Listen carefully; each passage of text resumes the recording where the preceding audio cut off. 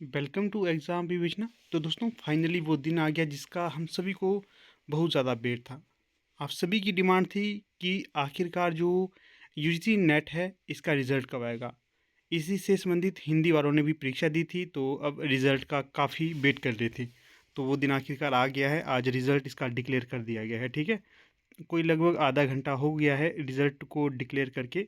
अगर अभी तक आपने नहीं देखा है तो आप अभी जाकर इनकी साइट पे चेक भी कर सकते हो। वैसे मैंने थोड़ी देर पहले व्हाट्सएप आपको कर दिया था कि रिज़ल्ट आ गया है, चेक करो। अगर किसी को चेक करना नहीं आ रहा है तो आप हमें व्हाट्सएप करके डायरेक्ट व्हाट्सएप करना, नंबर आप सभी को पता है 76 517 294। इस पर आप व्हाट्सएप कर देना। कोई भी क्वेरी होगी तो वहाँ पर सॉल्व करने की कोशिश करेंगे। ठीक है, तो कुछ बच्चों ने चेक भी किया है और किसी का हो गया है तो वो खुश है, किसी का नहीं हुआ है। Net PhD only. तो कोई बात नहीं, नहीं हुआ है तो जो आपको पता है हमारे चैनल में तैयारी करवाई जाएगी ए टू जेड, तो उसके साथ जुड़कर आप तैयारी कर सकते हो। और व्हाट्सएप ग्रुप भी हमारा बना हुआ है, वहाँ पर आपको पीडीएफ सेंड की जाती हैं। तो किसी भी प्रकार की कोई भी समस्या हो तो आप बेझिझक हमें व्हाट्सएप करके बता सकते हो। निरंतर मेहनत करते रहिए, आपने हिम्मत नहीं आनी है। क्यों? क्योंकि जब हम रास्ते पे चलते हैं तो कई बार मंजिल नहीं मिलती है। मंजिल को प्राप्त करने से पहले ही हम थक जाते हैं और गिर जाते हैं। तो इसमें बुरी कोई बात नहीं है, ये स्वाभाविक चीज़ें हैं। जब आप चलोगे, काफ़ी बार ये होता है कि जब चलोगे तो गिर जाते हो। गिरना बुरी बात नहीं है, गिर के ना उठना बुरी बात है। गिरोगे चलोगे, गिरोगे चलोगे और मंजिल को भी प्राप्त करोगे। ठीक है ना, ये अच्छी बात है कि चल भी रहे हैं आप, गिर भी रहे हैं और मंजिल को भी प्राप्त कर रहे हैं। पर बैठना नहीं, अगर बैठ जाओगे तो आपकी जो मेहनत थी उसका कोई भी सार्थक मूल्य जीवन में नहीं रहता है। हमारे लाइक कोई भी समस्या हो आप बेझिझक बता सकते हो, परंतु हिम्मत नहीं हारनी है। क्योंकि ये वो चीज़ें होती हैं जिन्हें एकदम से प्राप्त नहीं किया जाता है। मतलब जो नेट जैसी परीक्षाएं होती है एकदम से ये क्रैक नहीं होती हैं। क्योंकि काफ़ी सारे ऐसे एस्पिरेंट होते हैं जो एक दूसरे को देखकर परीक्षा देते हैं और कई बार वो अपने टारगेट को अचीव भी कर पाते हैं और कई बार नहीं भी कर पाते। तो कोई बात नहीं है, बुरी बात नहीं है, ये चीज़ें स्वाभाविक है। कई बार हार होती है, कई बार जीत होती है।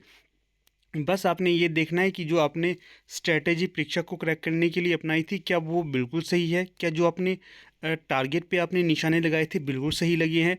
10 में से 10 नंबर मिल रहे हैं या फिर आपको 10 में से 2 नंबर मिल रहे हैं?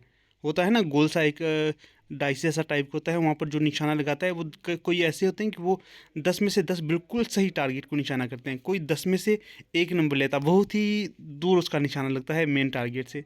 तो आपने अपना थोड़ा सा आंकलन करना है, मूल्यांकन करना है, तो ध्यान रखिएगा, निराश नहीं होना है। ठीक है, तो आगे यहाँ पर आपको थोड़ी सी चीज़ मैं आपको बता देता हूँ, जो इनकी कट ऑफ बता देता हूँ, हिंदी वालों की कट ऑफ। तो आपको पता है पोस्ट कोड कितना था? 020। हिंदी अनरिजर्व की बात करें तो अनरिजर्व में क्या रहा सीन?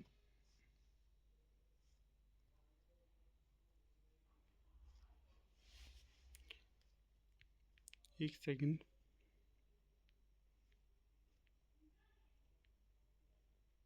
ये देखिए आपको मैंने बता दिया है। ये तीन कैटेगरी, तीन उसमें रहा। एक रहा जेआरएफ वाला, दूसरा असिस्टेंट प्रोफेसर और तीसरा पीएचडी ओनली। आपको पता है जो जेआरएफ वाला जो जेआरएफ क्रैक करता है वो असिस्टेंट प्रोफेसर और पीएचडी इसके अंतर्गत ही होते हैं जेआरएफ की। मतलब सबसे जो टॉप की इसमें श्रेणी रहती है वो जेआरएफ की रहती है। और जो असिस्टेंट प्रोफेसर वाला होता है वो उसका जेआरएफ तो नहीं होता है, उसका पीएचडी ओनली ऑटोमेटिकली हो जाता है। और जिसका पीएचडी क्रैक होता है वो इन दो चीज़ों से वंचित रहता है। ठीक है ना, पीएचडी वाला सिर्फ पीएचडी के लिए ही योग्य होता है, बाकी चीज़ों के लिए नहीं। तो यहाँ पर मैं आपको सिस्टम से बता देता हूँ आगे।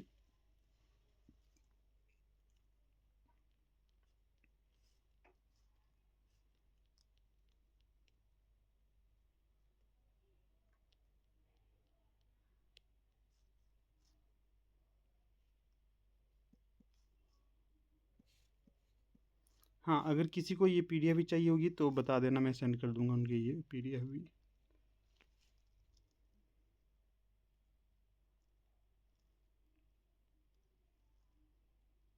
अब देखिए, थोड़ा सा इसे मैंने छोटा कर दिया ताकि ढंग से हमें दिख जाए। अब देखिए जो अनरिजर्व है इसकी कट ऑफ कितनी गई है जेआरएफ के अंतर, जो अनरिजर्व है जेआरएफ के अंतर्गत इसकी कट ऑफ कितनी गई हुई है? तो ये गई है आपकी 218। इतने जो इसमें सिलेक्ट हुए हैं। ठीक है, 218 इसमें सिलेक्ट हुए कैंडिडेट। और जो टोटल जो कैंडिडेट कितने थे, 124। ठीक है, ये देख लिया आपने। अनरिजर्व में कट ऑफ कितनी गई है, 218। और टोटल कैंडिडेट इसमें जो सिलेक्ट हुए 124 जीआरएफ के अंतर्गत। जो असिस्टेंट प्रोफेसर है इसका मतलब होता है नेट वाले। ठीक है, नेट की कितनी गई है, 196। नेट की 196 कट ऑफ गई है। और टोटल कैंडिडेट कितने थे इसमें, 1498। और पीएचडी ओनली ये कितनी गई अनरिजर्व में, 170 कट ऑफ। और टोटल कैंडिडेट कितने हुए इसमें सिलेक्ट, 3211। ठीक है, ये हो गया जनरल का। फिर हम बात करें यहाँ पर ओबीसी नॉन क्रीमी लेयर। इसमें कट ऑफ हुई 210। और कैंडिडेट कितने सिलेक्ट हुए इसमें जेआरएफ में, ओबीसी के 94। फिर नेट की बात करें, 182 नेट ओबीसी में हुए। और कितने कैंडिडेट सिलेक्ट हुए, 1156। और पीएचडी ओनली कितने सिलेक्ट हुए ओबीसी में, 100, ये जो कट ऑफ है 156। ठीक है, पीएचडी ओनली। और जो कितने कैंडिडेट सिलेक्ट हुए, 2524, मतलब 2524। इसी तरह से ईडब्ल्यूएस की बात करें तो कट ऑफ कितनी गई, 210 जेआरएफ की। और कितने कैंडिडेट सिलेक्ट हुए, 66। और नेट की बात करें, नेट में कितनी, 182 नेट की कट ऑफ गई ईडब्ल्यूएस की। और कितने कैंडिडेट सिलेक्ट हुए, 536। पीएचडी ओनली कितनी ईडब्ल्यूएस में कट ऑफ गई, 152 कट ऑफ गई। और कितने सिलेक्ट हुए, 1076। इसी तरह से अपनी हिंदी वालों की भी, एससी वालों की भी है। एससी में जो जेआरएफ कितने कैंडिडेट गई, मतलब जेआरएफ वालों की कितनी कट ऑफ गई, तो 200 कट ऑफ गई। और कितने कैंडिडेट सिलेक्ट हुए, 53। नेट में कितनी कट ऑफ गई, 172। कितने कैंडिडेट सिलेक्ट हुए, 624। और पीएचडी ओनली में एससी के कट ऑफ 150 गई। और 1441 कैंडिडेट सिलेक्ट हुए। एसटी भी देखिए इसी प्रकार से है। कट ऑफ एसटी की गई जेआरएफ के लिए 192। कितने कैंडिडेट सिलेक्ट हुए, 20। और नेट के लिए एसटी में कितनी कट ऑफ गई, 162। कितने कैंडिडेट सिलेक्ट हुए, 252। और पीएचडी ओनली सिर्फ 142 कट ऑफ गई। और 577 यहाँ पर सिलेक्ट हुए। बाकी भी देखिए कैटेगरी वाइज है। मैं इसको थोड़ा सा स्टॉप यहाँ पर कर दूंगा, आप अपने हिसाब से इसको स्क्रीनशॉट लेकर पढ़ सकते हो, या फिर वीडियो को पॉज करके आप पढ़ सकते हो। ये सारी हिंदी से संबंधित है, ये हमने यहाँ पर देख लिया। ठीक है, बाकी कोई क्वेरी रहती है कि आपको रिजल्ट देखना ना आ रहा हो तो आप बता देना, मैं आपको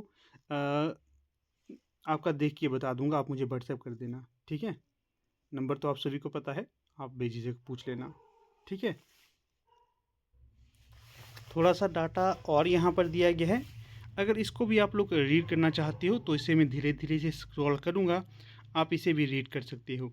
ठीक है, यहाँ पर ये पूरा बताया गया है कितने कैंडिडेट हैं जिन्होंने फॉर्म भरे थे, कितनों के रिजल्ट डिक्लेयर किए गए हैं, कितने इसमें फीमेल है, कितने मेल है, कितने थर्ड जेंडर है, परसेंटेज वगैरह सारा कुछ बतलाया गया है यहाँ पर। आप पढ़ना चाहते हो तो ये भी पढ़ सकते हो। ठीक है, बाकी मैं ये सब आपको व्हाट्सएप ग्रुप जो बना हुआ है वहाँ पर भी सेंड कर दूंगा। और जो टेलीग्राम ग्रुप है वहाँ पर भी सेंड कर दूंगा, जहाँ पर आप जुड़े हुए हैं तो वहाँ से आप इसे पढ़ सकते हो। ऑल द बेस्ट, आप सभी रिजल्ट चेक करिएगा। मुझे पूर्ण आशा है कि आप सभी के नेट, जेआरएफ या फिर पीएचडी ओनली कुछ ना कुछ तो हुआ होगा। अगर खैर कुछ भी नहीं हुआ तो हिम्मत नहीं हारनी है, अपनी कमियों को पहचानना है कि कहाँ पर क्या गलती आपने की, तो उनको पहचान लीजिएगा। आपको भविष्य के लिए काफ़ी बेनिफिशियल वो चीज़ें होंगी। ठीक है, ऑल द बेस्ट, आपका रिज़ल्ट अच्छा रहेगा।